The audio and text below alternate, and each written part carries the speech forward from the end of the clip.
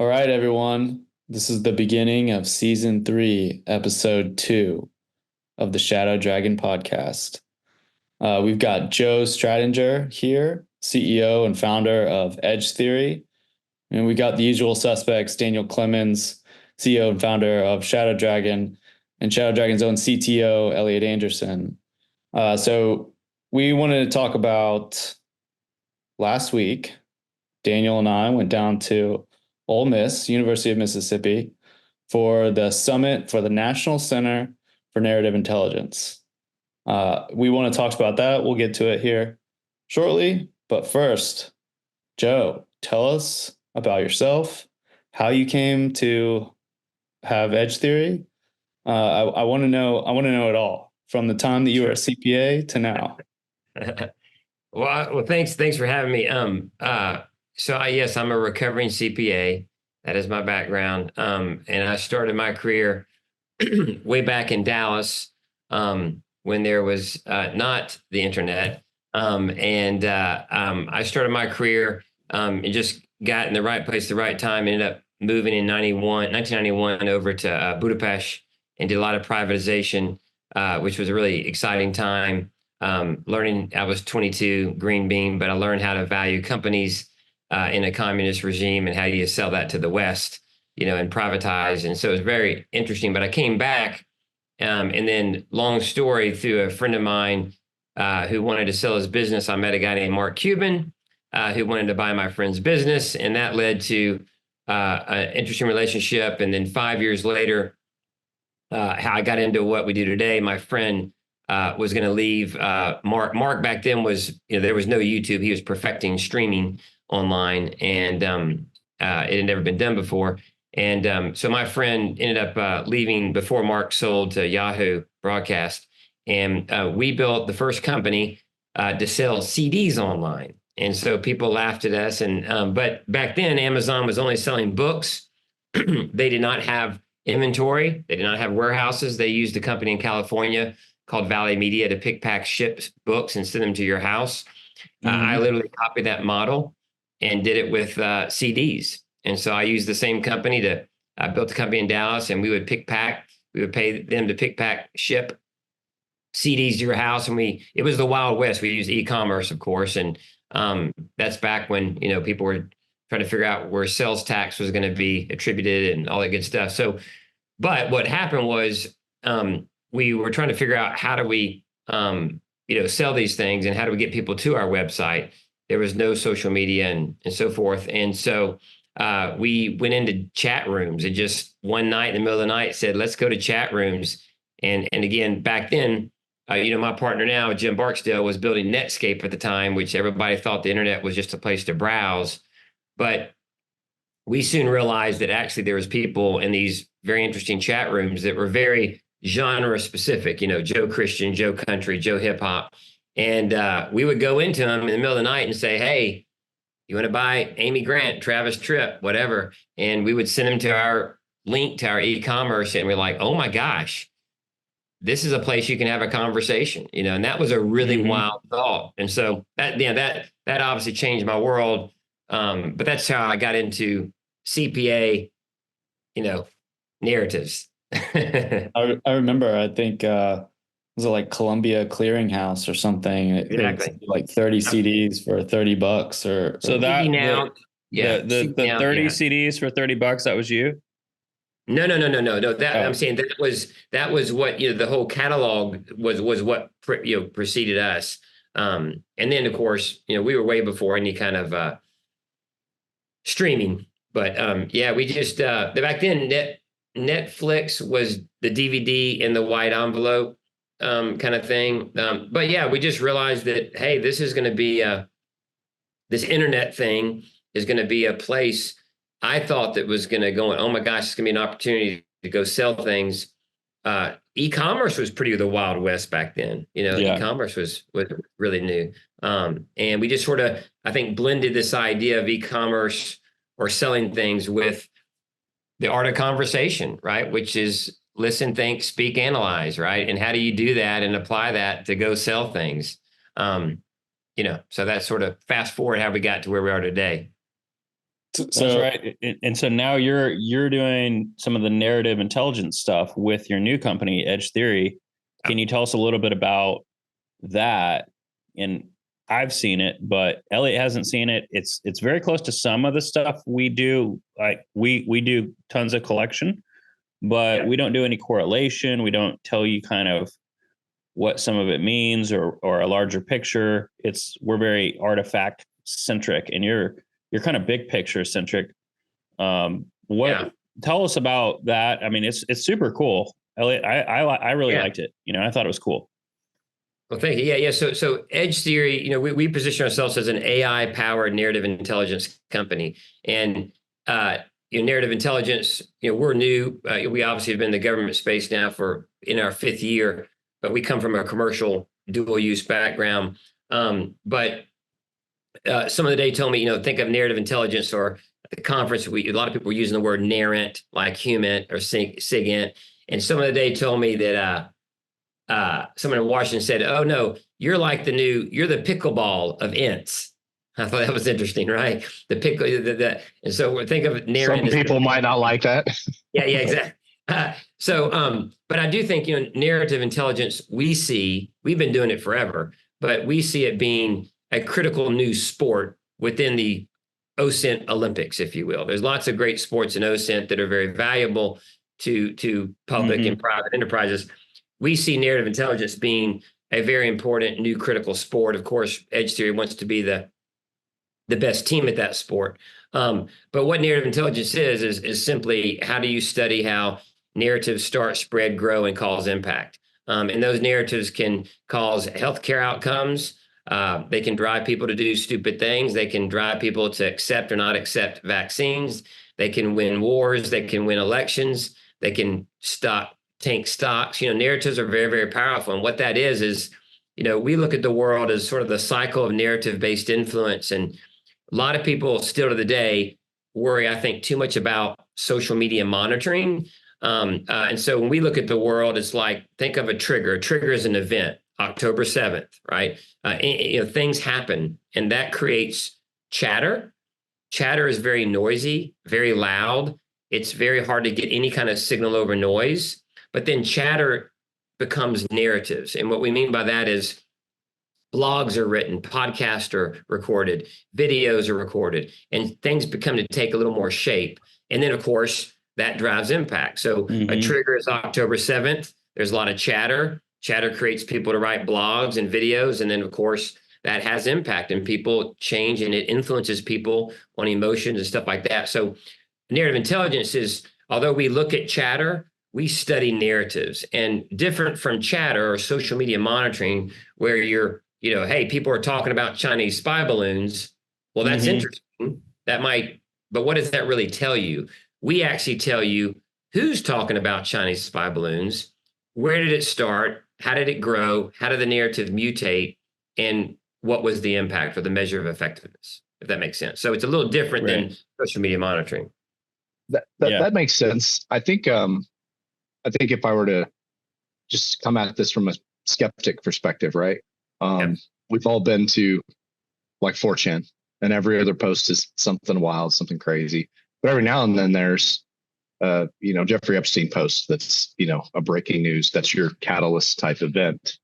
What's the process you use to vet understanding a starting point, and then understanding sort of I'd say maybe the big players or sort of what's affecting what caused that a waterfall of information to come out and then create the narrative? I'd be curious to understand like what you guys' philosophy or technique is for maybe not technically, but just sort of, philosophically / tradecraft.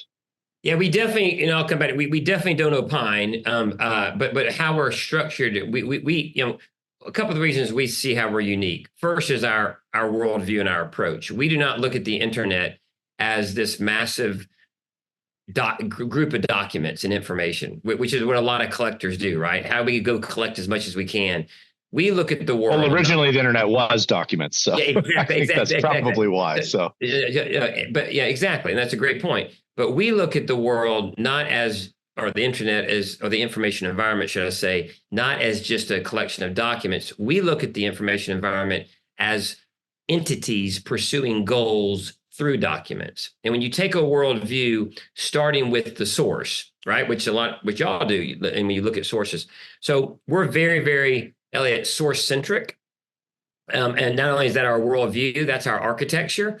We don't start with search and then traverse down into the sources. We start with sources at the very fundamental level of the feed of anything and everything around a publicly available source.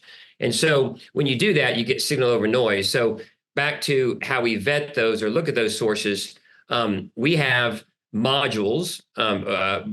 Actually, working early on, when we first met our first kind of customer, we were in the room with a general, and he's like, make this simple. I want to look at this as if it's a currency. And so we literally built one of our dashboards like a Bloomberg terminal, but instead of the currency being stocks and bonds, the currency is the narrative. Zelensky, whatever, abortion, immigration. And we show the rising fall of narratives, how they come in and out and how they're spent, and then who's behind them. And so as relates to sources, if you think of a terminal like a Bloomberg terminal, and you think of the currency as the narrative, we then have modules. And so modules are everything from US media, Middle East media, Sub-Saharan Africa media, Central South America media, the Duma, Parliament, US Congress, and on and on and on. And so we have modules of sources. And those, of course, by law, US Congress is US Congress, right? So we bring in the publicly available information.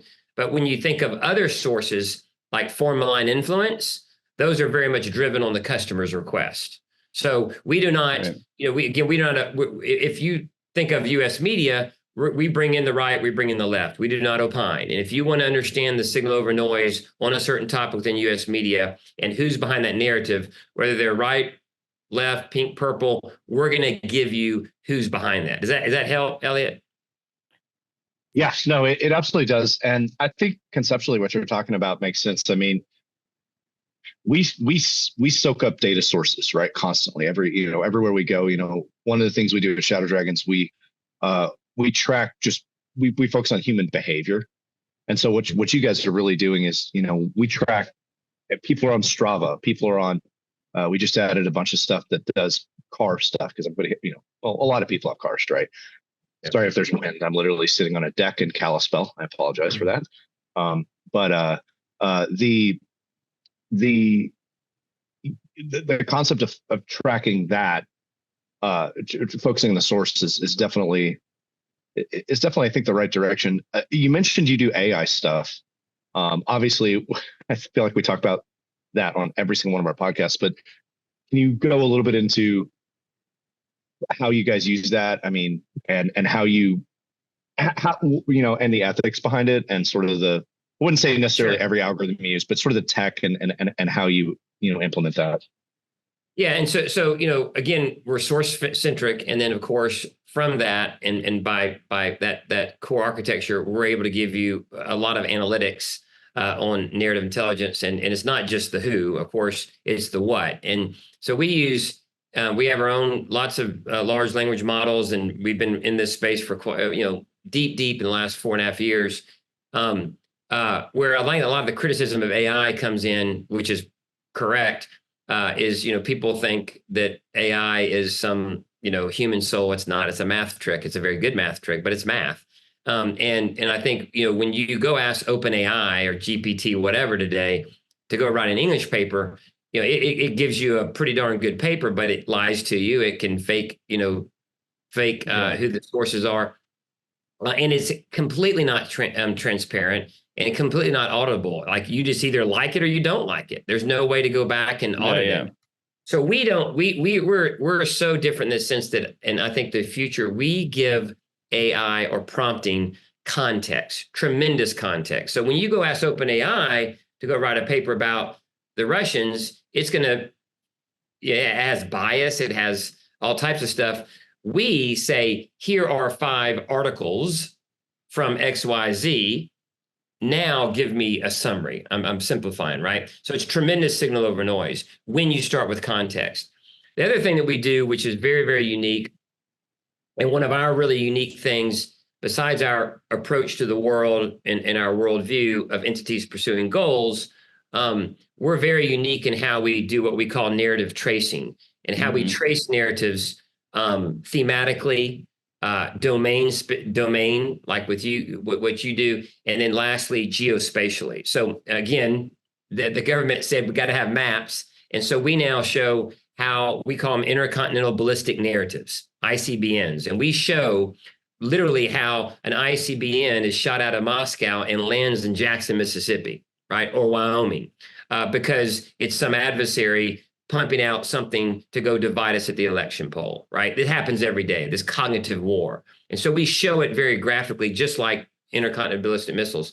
But what we do, how we're able to do that is we're deep into we hire lots of mathematicians, discrete math, because we basically put ones and zeros to every language in the world. And so when a source, we consume their publicly available Reddit, Twitter, X, whatever, Telegram, VK in Russia, Cinewebo, QQ, whatever it might be.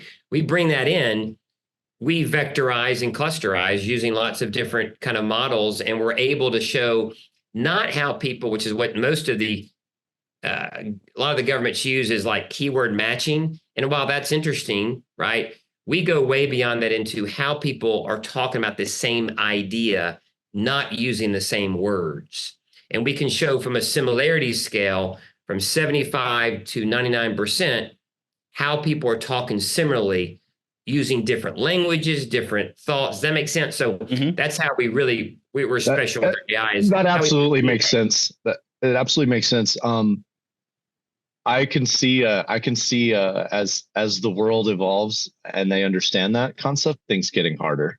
One of my favorite things ever was a while back when I think it was 4chan and maybe in a Telegram group, where they came up with instead of using the N-word, they started using Google as the word for that. And Google's algorithms kept pumping all these articles and blogs and stuff up to the top because their name was in it. I'd love to understand how the math would like figure that out. And one of the things we've noticed in our own research is what you just said. It sounds like you guys are trying to solve, and that's the words and the phraseologies change. I mean, a really simple idea in that is like social distancing, right? We all know what that is now, but if we went back to 2019 and we said, "Hey, you need a social distance," people are like, "What are you talking about?" Yeah. And so I think that's incredibly powerful if you guys can do that effectively. And from a language model, Dan has this fun quote I love when people say, "Hey, I love AI," and he's like, "Oh, linear algebra, cool." Like, and most people. Yeah, I'm always like, "How long have you enjoyed linear algebra?" And they're always like, I don't know what this guy's talking about. I'm like, yeah, I don't know how AI you are, right? Yeah. So we definitely done a lot of work in that space as well. Cool. So if you guys could effectively pull that off, I'd be very impressed, because I think that's the hardest part of this, is the way people speak online changes constantly. And I've used 4chan as an example, but you got Telegram and you've got all these things that just words they use, the phraseology. Yeah. I think it's cool, especially if you were monitoring some of the forums and channels around people getting around the Chinese firewall, right? Like, those guys are changing their slang to get around the firewall daily or almost every 4 to 6 hours. It would be great to turn some of your stuff on those forums itself, and then be like, hey, let's push some information into China to enable people to get around that firewall even better, faster, at mass. So it just kind of creates this wave of freedom and people to get get around the Chinese firewall. That would be awesome. Like, just flip what you're doing right now. Let's use it to, mess with China. That'd be awesome. Yeah. I'm not thinking, of course. Yeah. I mean, how do we, play offense, right? Play offense. And we've gotten pretty good in, kind of any asset-based forum we're pretty good at, right? So it's not, we don't do, I mean, a lot of it, well, in the adversarial world, they use all types of stuff, but it depends. If we're trying to look at how foreign malign influence is affecting Americans, it's going to be in English, right? But when it's I mean, markets are digital currencies are a huge area where you have lots of that from a discourse and stuff like that. But yeah. So Joe, like with all the data that you guys have and everything that you've seen so far, what foreign country is the best at spinning narratives? And I know like most people are going to say Russia. Feel free to not say Russia if they're not the best. Yeah. I mean, which one is the best from what you've seen so far? Well, I mean, that's from an adversarial standpoint, you got the big three, right? Primarily, Russia, China, Iran, and they're clearly every day hurling ICBMs, all over to not just, for elections and just disruption. I think, and of course the Russians, we were talking about this at the conference, right? They wrote the book in 1923, right? And they I mean, it's public, right? Their worldview and their approach. It's just the mediums changed dramatically, right? So they've been in this business for a long time. I think the CCP and others, there's I worry about that quite a bit, because it's not so much that they're really a little more, I think, intelligent in how they do it. They can't spell very well in English, but I think some of the techniques they're using is pretty powerful. And the Iranians, are pretty significant too. But what's more complicated than if you think about, I mean, those are the three classic, I would say foreign malign influence. But what's really crazy and what's really messy is the world's not really geographical. And so, we're really, we are very good at finding the influence. And we might have a source tagged Russia because they're in Moscow, right? They're state media or something, or what we call advanced persistent manipulators, APMs. But they very well, that asset might be in London. That asset might be in South America, Russians. You're describing something I have tried a million times to explain to a million people, that where they're at in the world is really hard to figure out. It's very hard. And so, back to sort of, I think what Daniel, we talked about briefly, but I think, again, the more you build a better dossier or a baseball card on that source. I mean, we show where the origin of that ICBM was, but anyway, but I think what's complicated is the cognitive war that we're all in, whether it's United States, but every single, I preach this all the time. I think narrative intelligence is agnostic, and I don't think there's a difference between national security and a big global company. Our adversaries want to disrupt, commerce, treasury, health, and so it's not so much just about, it's not kinetic. In the kinetic side of things, it's like kinetic warfare. Right. In the cognitive side of things, there is no difference. And so there's a destruction of like every trust center in society. That could be, whatever you outsource your trust to. It could be the CDC. It could be your grocery store because it's got a supply chain nationally, like things that are bigger and there's, some reliance on it. If anything is disrupted in the trust of that entity, even elections, that's where the divide is. And that's where you start having some of that fallout, anything. Yeah.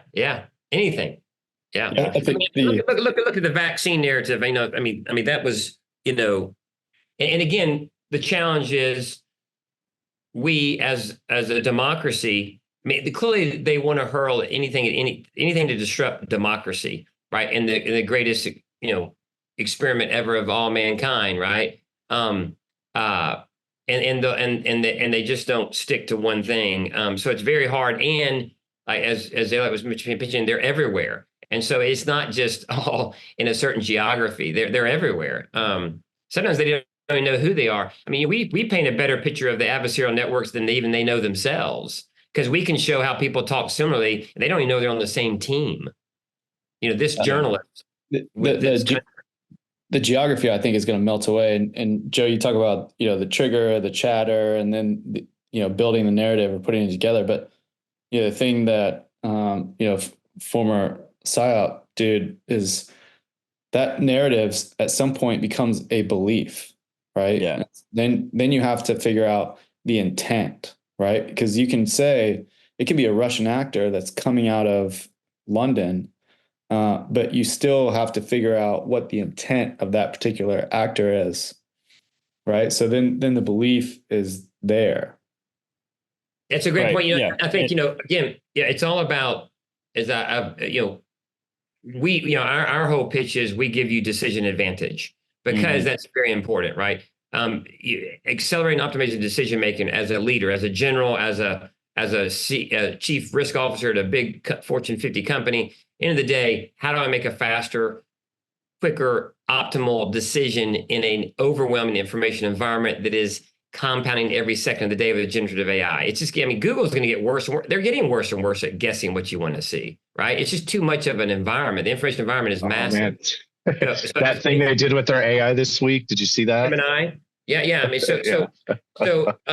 But I think one thing you're pointing out that I think has to be talked about, sometimes people don't want to talk about it, is not only is the information environment growing at some rapid amount that no human can consume, make sense of, or react to. That's the pain that we sell to, right? We want to give you decision advantage in the palm of your hand. That in the military, y'all call it the bluff, right? What's the bottom line up front? I can't read 18,000 articles, right? I'm right now on the ground. What is the ground truth before I land my plane, before I kick in a door, whatever? But here's where it gets complicated. Our adversaries, if you look at culture, and I love studying, I've studied every religion and culture. I love that kind of stuff. You look at the West, and the West has very much moved from a postmodern to a post-truth world. And when you look at how those things occur, I would say postmodernism is kind of a post-truth world. It's the roots of post-truth is everything is relative and there's no absolute truth, right? So that's a great point. And so if and that is what we have today. And so to your point, if that means anything is true, our adversaries eat that up. For every horrible thing they are, they're black and white.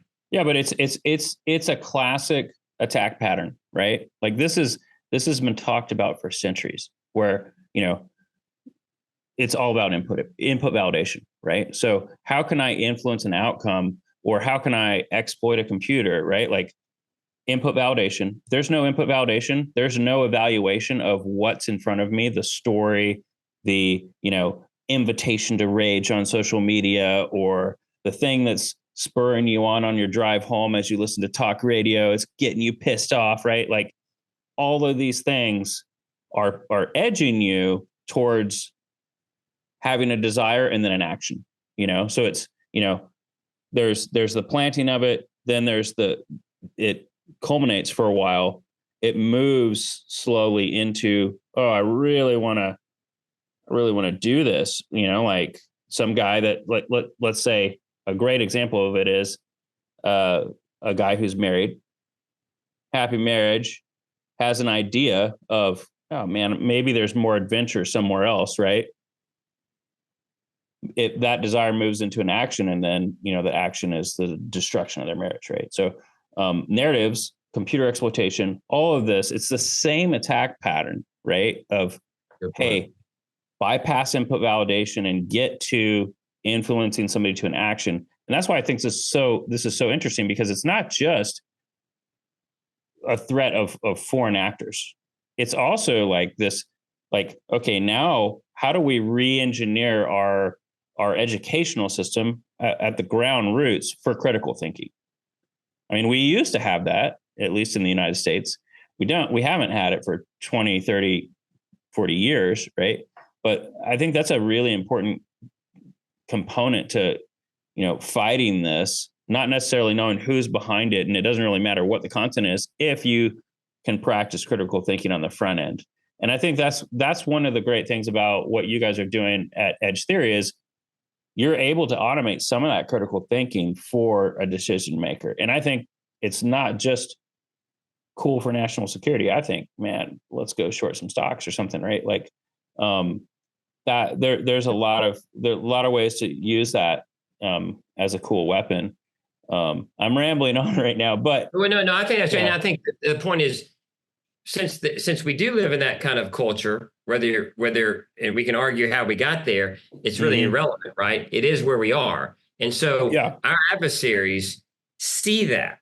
And what I've learned a lot talking to the government, that first mover advantage is everything. I mean, it's always been that way. And so when you can hurl an ICBM, right, into America or the West, someone's going to believe it because anything is true.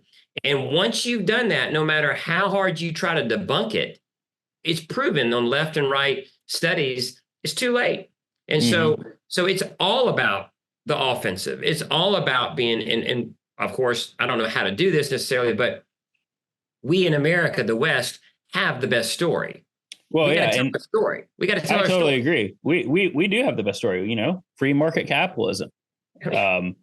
We actually have a constitution that we follow, right? Like, and it's also dedicated to God. That's one thing that a lot of other constitution-based republics don't always do. And I think that might be actually one of the big differences, it's the concept of where power comes from. That's an interesting, or where rights come from. If it comes from a document or from a government, it's editable concepply, but that's a very interesting aspect of it. Yeah, I'm getting riled up. But I think the offensive side, we it depends on who the customer is. But one of the things that I think that we see as missing and we see unique to us over anybody else is, of course, our narrative tracing is pretty awesome, I think. But then we're able to basically build the arsenal, what we call aligned messaging. And that's something that, when you're a commercial enterprise, you need to go build your narrative, right? That's what we're really, and we've done that for lots of big folks in the commercial space. So, it's not enough just to understand the narrative. You got to be driving a narrative, right? Right. So I also have another question. So you talked about foreign stuff. What about the influence of some of these foreign ideas coming into mainstream media within the United States, or within a country, that then the amplifier is actually the domestic media? Is it based on foreign ideas coming in that are influencing that amplification within, like, let's say, the United States? Or is it an idealistic bend within the United States, making it kind of something domestic, right? Like, so what does the data tell you from what you've seen? Well, I mean, it's both. I mean, again, let's talk about the adversaries. They love to use, of course, again, think of it as a missile or think of it as a system. They use our systems, our distribution, right? Besides TikTok, right? They use our stuff, right? Our shotguns, our rifles. Yeah. They use our shotguns, our rifles. They use our bullets most of the time, right? I mean, it depends on who you're talking about, but they have, clearly disinformation as a service, massive disinformation services groups over there that are constantly pumping out content. But I think the most damaging of the bullets they use is our own media, for sure.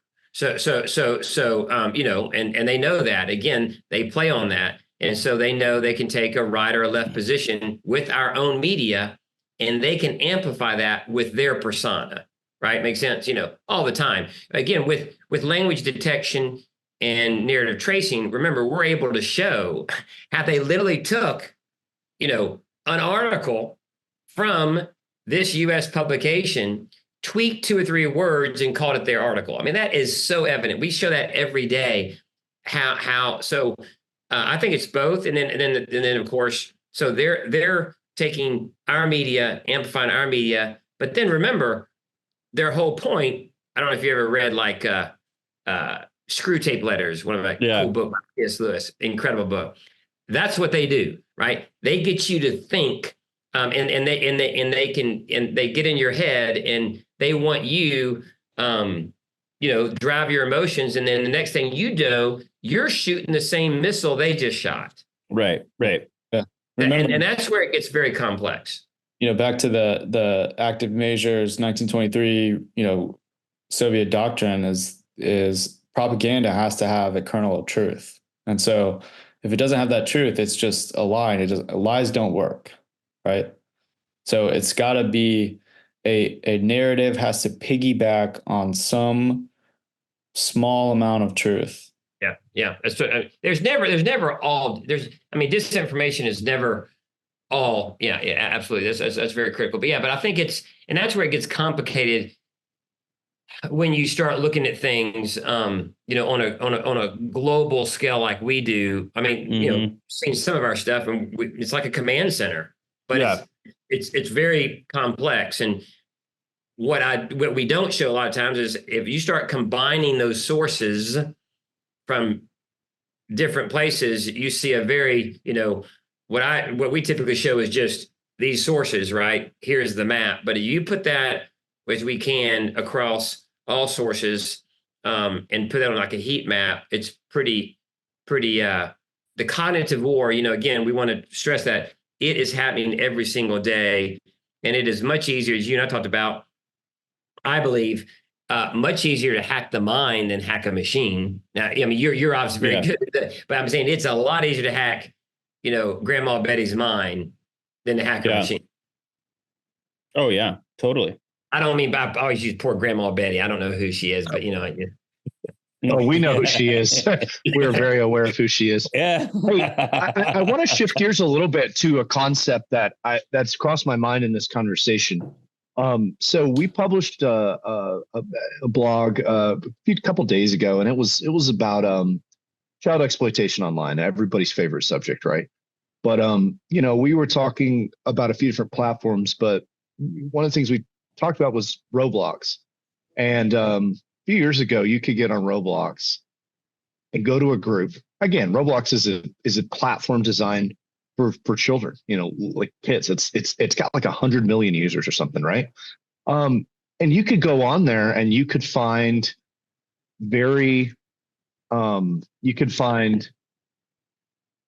really explicit stuff in the group chats. And at some point when they went public, they decided maybe we shouldn't have that in there. And so I'm assuming what they did is they designed it so it looked for words like, cock or, sex or something, and went, take that out of there. So if you go look at their stuff today, I could pull up a screen, and in about 30 seconds, we could find someone trying to exploit children. I mean, literally, it's that easy. It's very easy. But if I were to go in today and look at what they're writing, they're not writing stuff like that. They're writing sort of vague things, and in ways that are getting around the filters and getting around the easy way to spot it. So I can imagine this technology being really useful for, I would say one of the biggest growing problems in the world, and that's, child exploitation and trafficking, and the online space is the marketplace for, 90% of that. So I can see that being a very. I think we should take some of the data sets that we've got offline. Let's go over to Ole Miss, hang out with Joe. Let's make a new, let's make some new module with our data in their stuff to help detect that at scale. I think I think we should totally do that. I mean, we already have the data. Let's put it on a hard drive, drive it to Ole Miss. And I mean, I don't, it's not even about money at that point. It's like, hey, let's plug this into some of these platforms for them, into y'all stuff, into our stuff. And it's, some kind of, almost near wire speed detection on a language model that's just like, dude, this is a groomer, just report it to NetMake or something, And that is a great idea. Both of y'all, Elliott, and just two things there. We're very passionate about human rights and child exploitation. And I mean, just, who shouldn't be? I mean, we actually have, with our interns that come from across the country, we actually have a school. I won't say who it is, but they're amazingly into this topic. Incredible. Mm-hmm. Have some of the best interns in our program. They're not in Oxford, another school that we work with. I mean, everything comes out of Oxford. I mean, works in Oxford. But we have kids that are so passionate about this topic, Elliott. that use, and with y'all's data it would be even more powerful. But remember, when we do narrative tracing, you can start, Elliott, with what y'all found to be that vague sentence, right?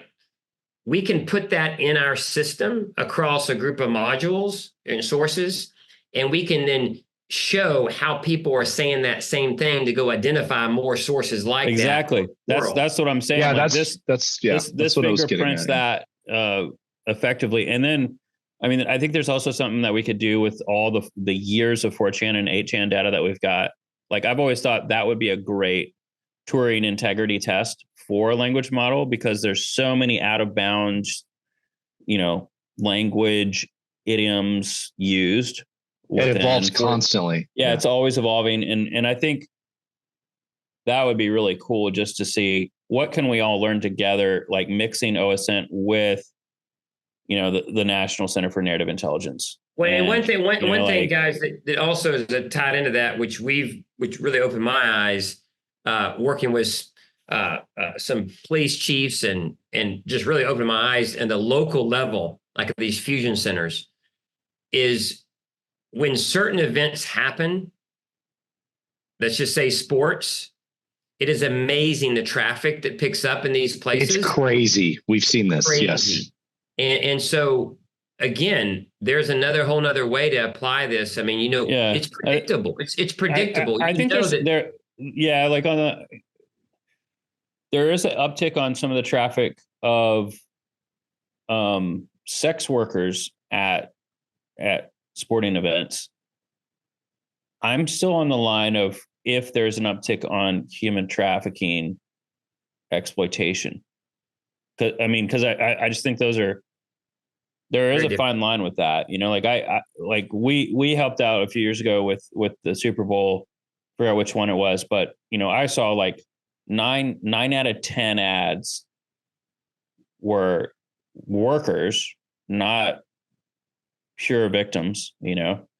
So I think it would be nice to see what your data shows on that and what our experience has been in that, because it is definitely an uptick, but I don't know if it's an uptick in human trafficking yet. But great point. Yeah, that's a great use case of narrative tracing for sure. Yeah, because we could be nonprofits that are trying to do anti-human trafficking work could be boosting this as a narrative to get donor dollars, which is kind of almost worse, right? Well, there's someone, David, from your community that our mutual friend has introduced me to, and I can't remember, it's online, but it's a guy from the soft community that just is all about like hunting down. I can't remember. We work with we work with tons of NGOs that in the human trafficking world, especially from the soft community or special operations community. Because folks shed the uniform and they're looking for purpose and identity, and what better to do than track child predators? So we run the gamut on human trafficking and orgs that counter a lot of that. And then so I know we're running out of time here, but I wanted to get to the center. Tell us, Joe, how you came to. Yeah, so the center, is the National Center for Narrative Intelligence. I've learned a lot about academia, but it's a long way it got here, but it's now official. And again, back to narrative intelligence being a critical new sport. I think we all agree in the OSINT community.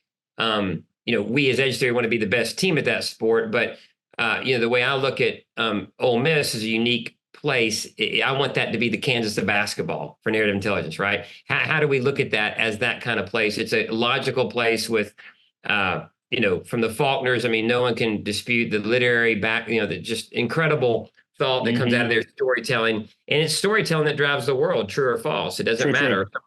So that's the reason for, why they're over California, Stanford or whatever, or Washington, D.C. And so also, our customers really like the idea of it being out of the Beltway for sure. Joe, I loved it. I loved going there. I'm going back again. Dave's going to have to hold me back from buying a condo or something down there, because I think it was awesome. I'm like, dude, this is great. I'm going in with you. All right. So we're going to buy a condo. We're going to get a coffee shop. We're going to go to the National Center for National Intelligence, Narrative Intelligence, and add all the OSINT in there for all the students. I think it's a great place. And I think, it's again, its focus, though, real quickly, is research and workforce development, right? Yeah. And how do we, what we're really working on now with the co-directors is how do we look at, really coming up with a certification of narrative intelligence, right? And how do we give that to rotations, whether they come in from the DoD, the IC, or the private sector? How do people come in and get certified, or in a training in this completely new thing that everybody says is important? But that's really the goal, is research, workforce development. We should do both. Let's do that, and then we'll add OSINT and give our tools to some of the new, students in the investigative side. Be great. And I mean, and then you can talk to Elliott about how you're running your internship program sometime. And we've got an internship program as well. And then we also have, David, it's the veterans coming out. DoD Skillbridge program. Yeah. So we've got that as well. So, like kind of as two different companies in the data space, I think it's important to highlight that we are trying to work at the beginning and at folks' middle of their career to help them assimilate into something new, And one thing to that point, Daniel, that was really exciting, Dr. Boyce, the chancellor at Ole Miss, who really, took this original vision I gave him and was just been incredible supportive behind it, as well as Washington and everybody else. He said something really profound one time. And he said, to me and some administration, he's like, this is going to really take off with young people. It's going to be bigger, interdisciplinary than anything we've ever seen. And he goes, you know why? We all sit around the table, and we grew up in a world before the internet, right? So we know how to filter the information environment. These kids have been flooded, and I think we need to show more empathy to the younger generation. We're like, throw away the phone. I mean, they can't throw away the phone, but I think we need to have more literacy, if you will. And they are so overwhelmed with the information environment. And when you show them narrative intelligence and tools that allow them to put structure to this crazy cognitive war that they've been stuck in, they're like, wow. Yeah. I think there's a lot of things there. I mean, we could talk all day about this, but the demographics of kids that are growing up now, Ole Miss age, right? 22 or so, born right after 9/11. They've seen something in the national security space that's very unique, and that it's borderless now. It's been borderless for a long time. And now we're headed back into this, Cold War type, whatever, great power competition. A lot of folks talked about it last week at the summit, but there are no borders to this world. And and again, I go back to the beliefs, right? It's hard to change a belief, and to track these ideas, track these narratives, and then drill down in the open source world or open source intelligence. It's going to be essential, I think. I would also add in there, like, as much as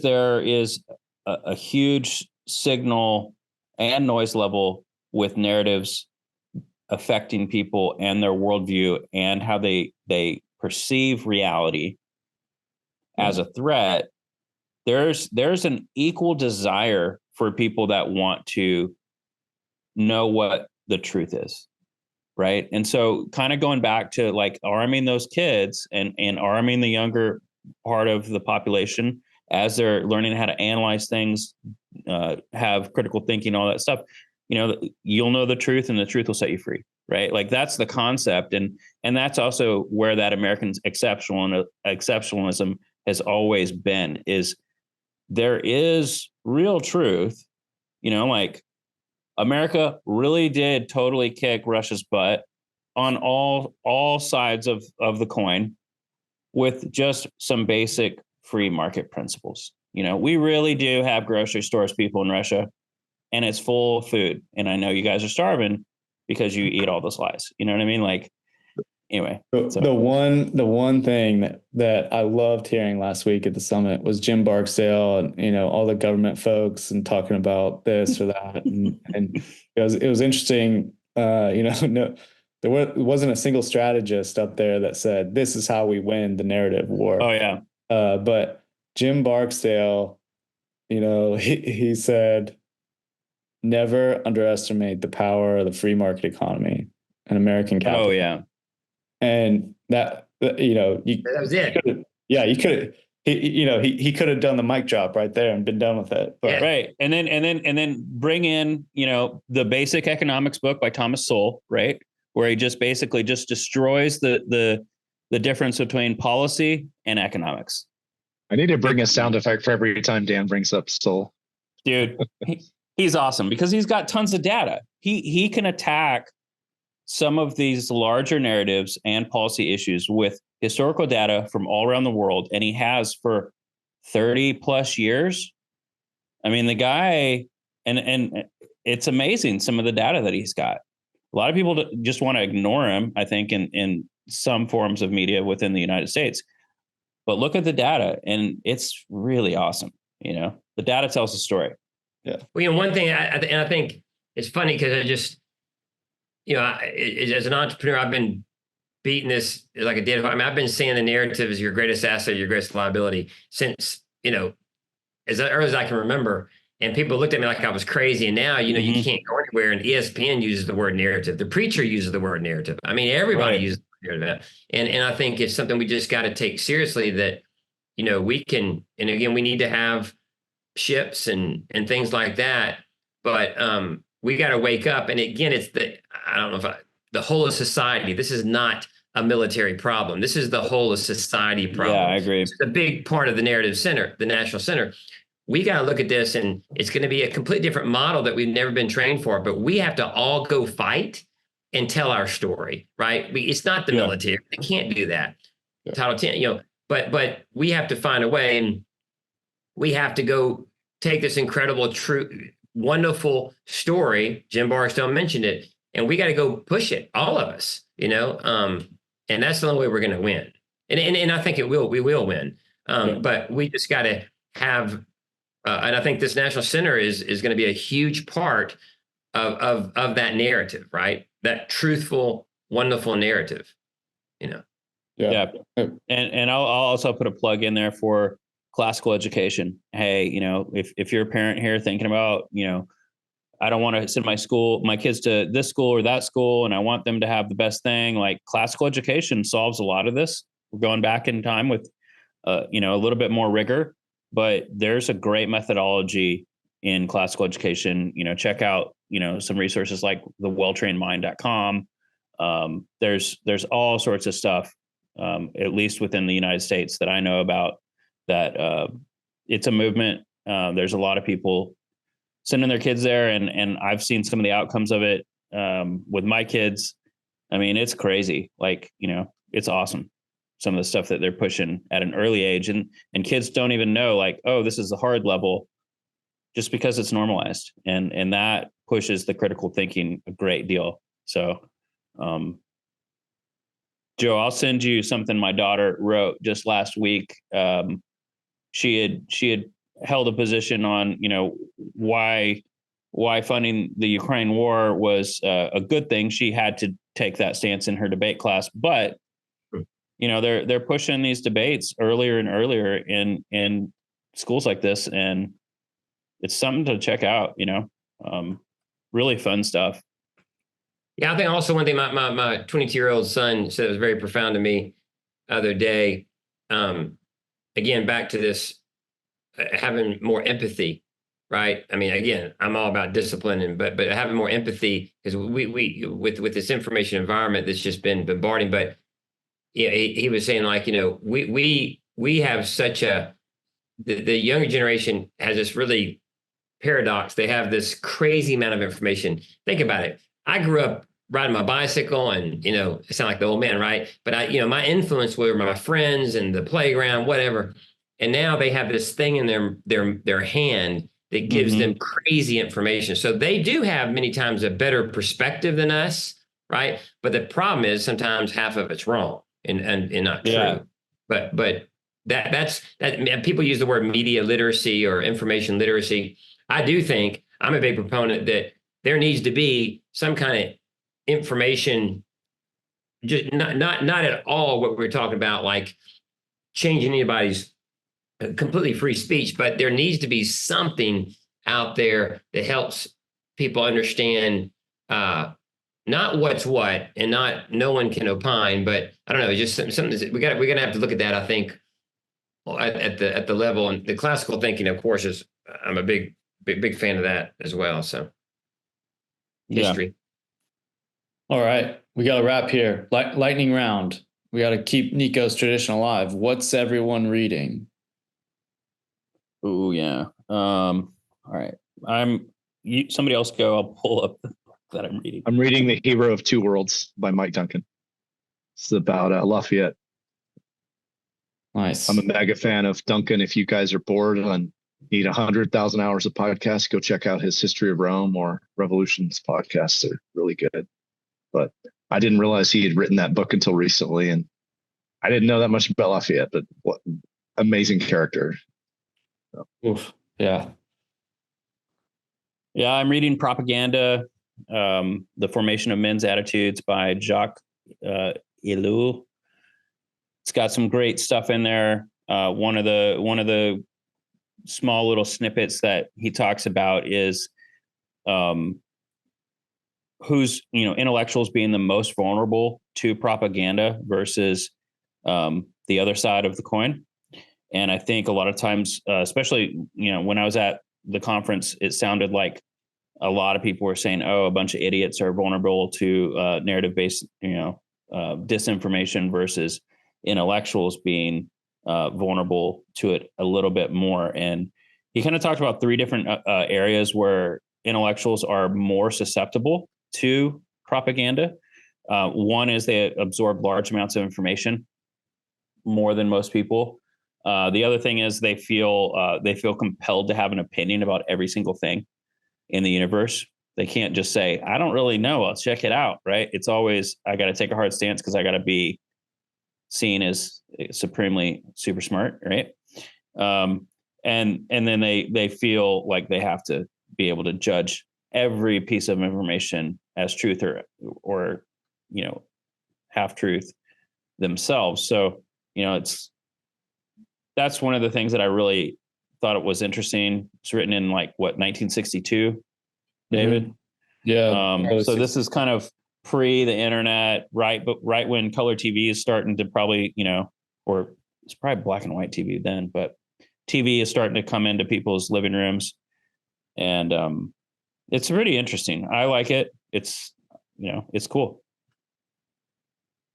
Yeah, I have a problem. I have a lot of little things on my bedside table, but I had not read. We had Peter Singer there last week, which is very interesting, and of course I've enjoyed Like War, but I picked back up because I never really finished it. Ghost Fleet, right? Yeah. So and what does that look like? And in my mind of being consumed by narratives every day and knowing what people are doing, I even have some more radical thoughts than that World War III. I really, it just makes me think that the narrative war the cognitive war is the greatest future conflict. It's really funny that you brought that up. So a couple nights ago, I was with a whole bunch of journalists, and they figured out my background. They said, "What do you think about China? Are we going? We headed to World War III?" And I said, who knows, right? And listed off a whole list of things, but they go, but China has the carrier killers. And I thought to myself, and it was that's not the thing that's gonna defeat us.